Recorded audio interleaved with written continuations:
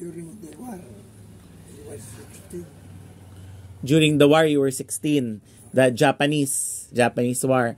So, but I'm curious, like, how was the violin brought to Batanes? Who started, like, the violin playing? I do not know. You do not know? Because once I was singer in the church, or older singer, their cantor, were the ones who played the violin.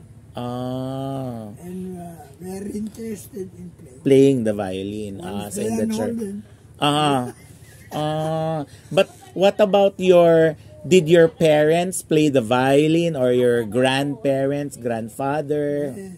My late father played, but very not.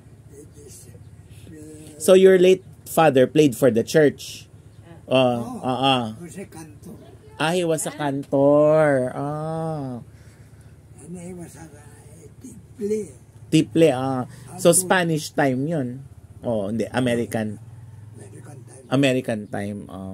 Pero during the Spanish time, you think they also had violins here, or no? Not so much. Maybe they learned before.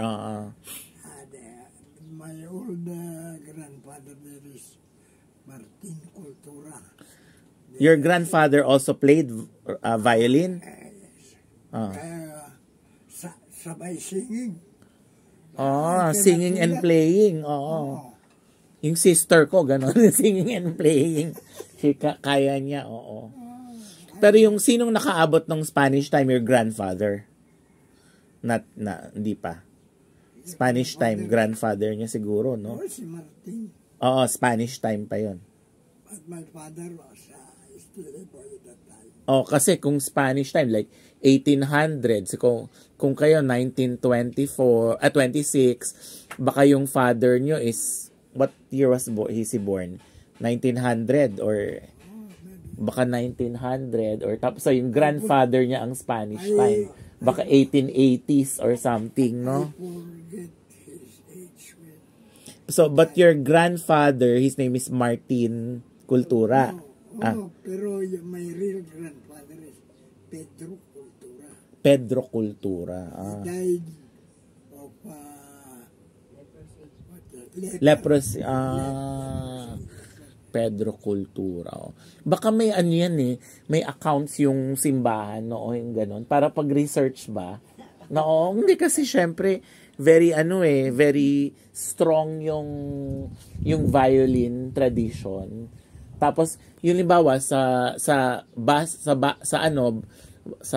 Vasai o sa mainland, sa Batan Island, taga-Sabtang din naman yung nagraravil doon, 'di ba? Galing sa Nakanmuan.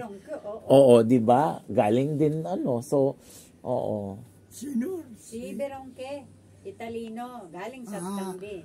Galing Esperanza. What about Uncle sa Itbayat? Do you know any violinist in Itbayat? Hindi masyado, malayo. Hindi niya kilala yung taga-Itbayat. Oo. May kulturang pumunta diyan galing dito. Oo nga, no? Galing yan dito, kamag-anak dito.